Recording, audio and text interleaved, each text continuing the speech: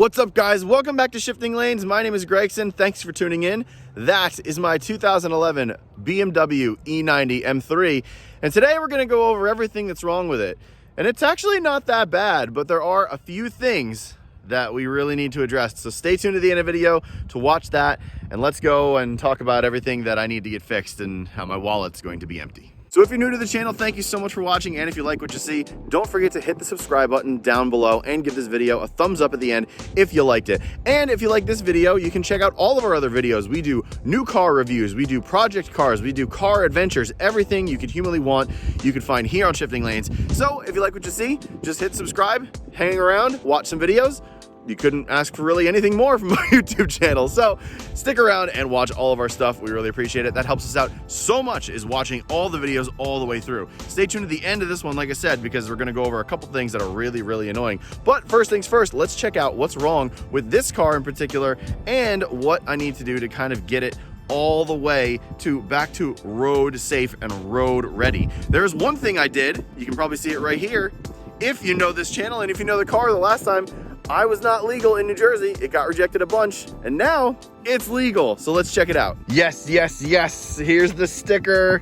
The sticker I've been waiting for. Legal until July of 2022. Now, the story with this thing was that it basically was not doing emissions. This is a supercharged E90 M3, and because of that, it has a different tune for each thing. So emissions is one tune and full power is another. You have to swap over to the emissions tune to be able to pass in states that require emissions, and I did, and now it's good to go. Oh, sorry for the shaky cam. But now we're legal, it's great. Now we have a couple other things that were wrong with this. Let me hop inside, I'm gonna grab the list. I brought this to Auto Couture Motoring. I've been dealing with Jeff up there. Jeff's been an absolute legend. He helped me out with a ton of stuff. So Jeff, if you're watching this, big ups to you. Thank you so much for helping me out. There's a lot that needed to be done to this, including recoding the battery to the vehicle. This thing had a dead battery so bad that I couldn't even get lights on in the car. I put in a new battery myself. The last battery was actually woefully inadequate for this car. This now has a correct battery that's going to have a ton of power for years to come. And it's really windy out today, so sorry if you can barely hear me. I'll hop in the car in a little bit and we can talk a little bit more. But we did a new battery. We keyed the new battery to the car. We coded it to the car. We also put new batteries in the keys because the keys were basically dead. What we did was we also raised the vehicle height a little bit because these were really, really low. They're still pretty low. It's still a little bit slammed. I actually might want to raise it a little bit more. I'm getting a bit of rubbing at full lock, so I'm gonna probably do that. I also want to refinish these wheels. These wheels are not in the best shape. They have a ton of like curb rash on a couple of them, especially the one back here.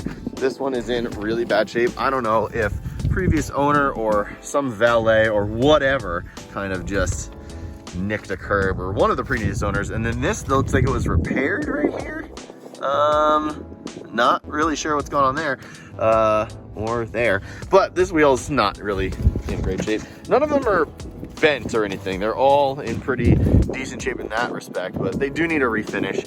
I went back and looked in the history of the car, and it looks like this was actually not optioned, but these were refinished in this black and blue. So I don't know what original color they were. They may have been silver. I want to do hyper silver because I think the comp wheels look the best on this car with the silver. So ERS with silver or a wrap with silver would look really, really cool. I'll do that in a future video and we'll see how they come out. But the rest of this thing is, you know, we did a bunch to it. We did a bunch to it when it was up at Auto Couture to get this thing sort of in good shape. The good news is that Jeff gave me a clean bill of health. This car is really in good shape. It was taken care of. It has full maintenance history, and the car itself is in fantastic condition. It has 78,000 miles on it, and it's aesthetically and mechanically, it's in really, really good shape. So we did an oil change. We did a data correction.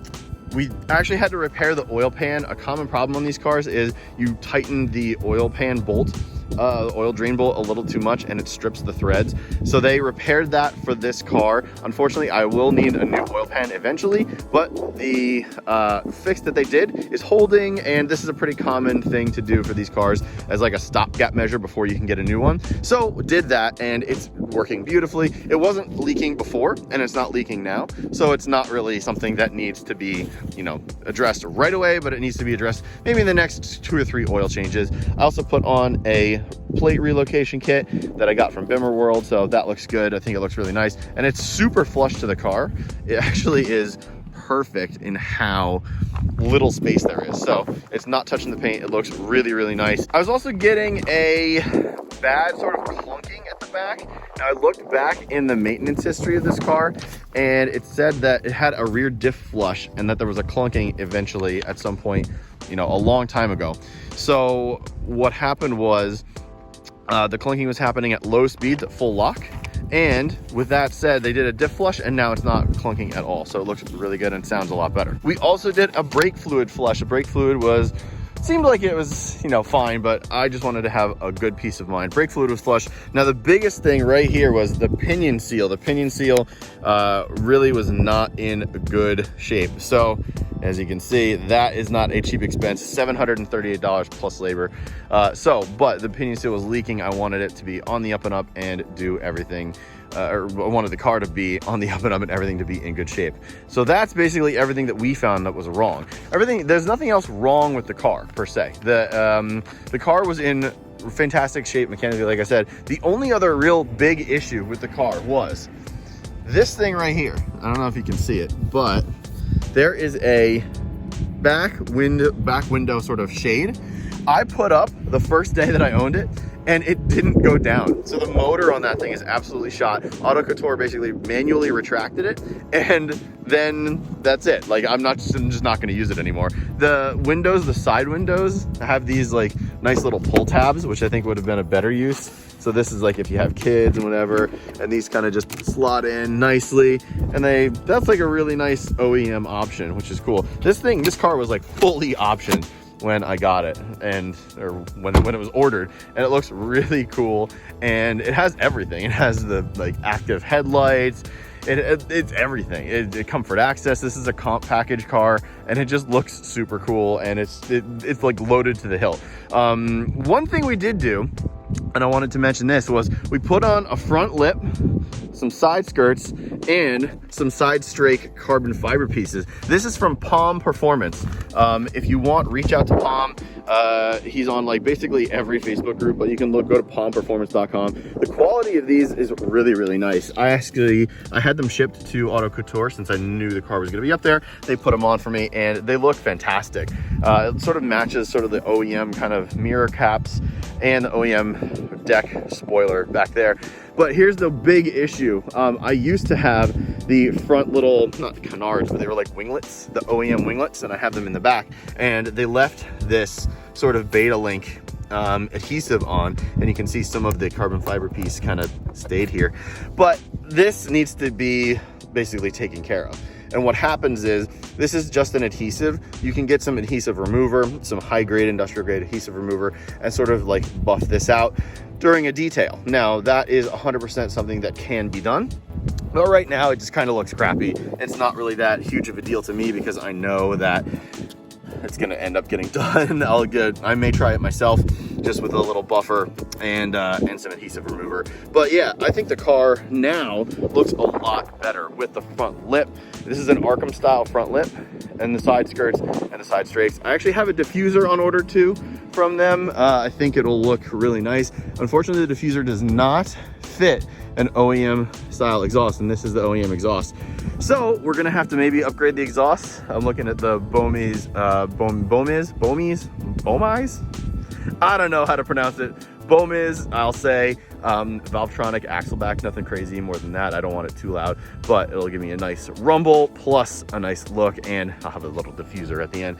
So yeah, that's everything that's wrong. It's really not that bad. It's in not that bad of shape. And the side profile now, with the suspension raised just a little bit, the side skirts and the front lip just looks sick. It looks so fantastic. So that's it for us. That's it. That's really it. I'm looking at the time on the video and it's only 8 minutes. Like, that's actually not that bad for an everything wrong video, especially for cars that we buy.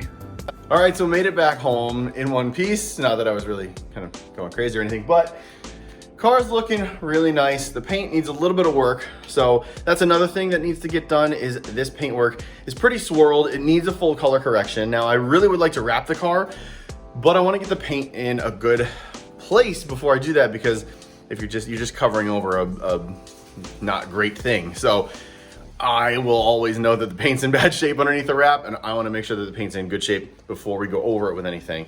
So probably gonna do that in the spring, because it's the winter now, and well, there's no point in doing that if you're just gonna get potential rock chips or whatever. So car's looking good. Got to get these redone. I'll probably do these over the winter, because my winter car, obviously, if you're watching this, you know that I have a Volvo V70R that has winter tires and wheels and everything. So I'll probably use that as my winter car again this year, as that's my normal daily driver. And then this can sit and I can get these wheels refinished. So that'll be done over the winter, and hopefully I'll have a video for you within the next maybe month or two on that. But I also have a couple videos coming out on this very soon. What it's like to own these things, what it's like to daily drive these things. I'm gonna go over just how interesting and cool and fun these cars really are, especially with the Supercharger, because they're stupid fast.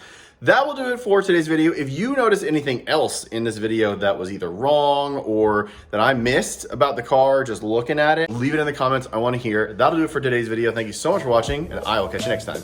See ya.